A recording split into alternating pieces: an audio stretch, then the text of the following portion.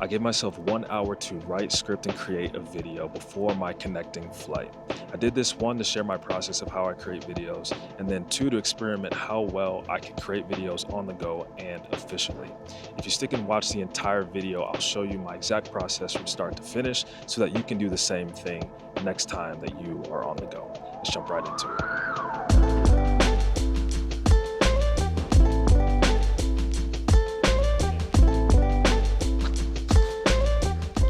So the first step is to get your script ready.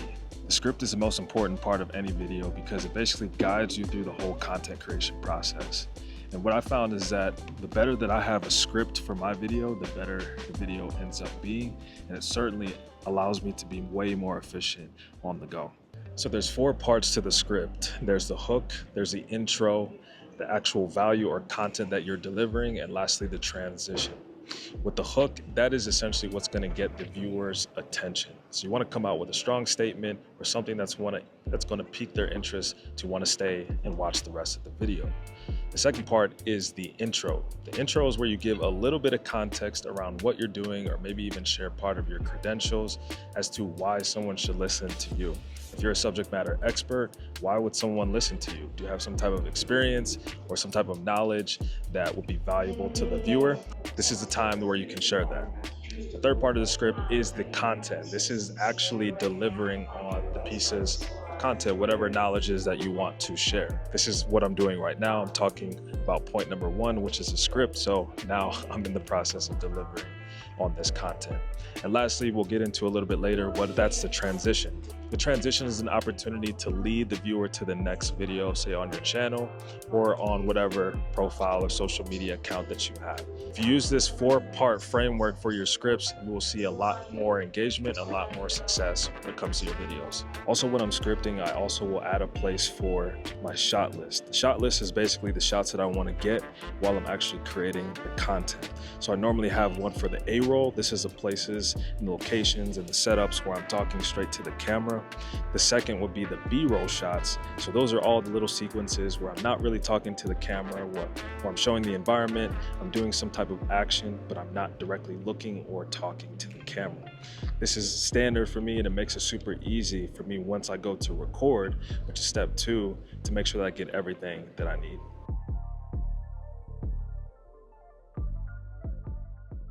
So step number 2 in this process is actually recording. Recording should be really easy, especially if you've got your script right. So for this particular video, I'm using the DJI Osmo Pocket 3. I love this camera because it's small, it's compact, it's lightweight, and it also has a wireless microphone. Right now I have it just sitting on a little small tripod that you can get pretty much anywhere.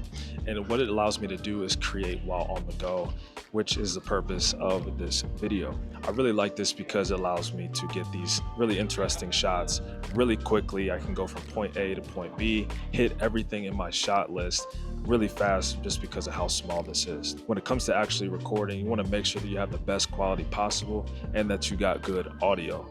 Once you have those 2 things, it really just becomes delivering on the knowledge that you already have. And that's essentially what I'm doing right now, talking directly to the camera.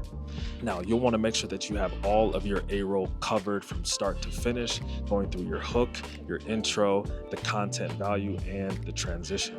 That's step 1 of the recording. Step 2 of the recording phase is getting all of those B-roll shots. Now, you can do this a little bit before or after, depending on how you're shooting or what you're shooting your video about. So in this process, I actually recorded some of the B-roll clips before doing some of this A-roll right now because I already had it developed in the script. Again, pointing more emphasis on if you do the script right, then everything else in the process will be so much easier. So this is an A-roll clip. Some of the other parts of the video where you've seen me talking to the camera is also A-roll, and I'm gonna get some B-roll clips along the way.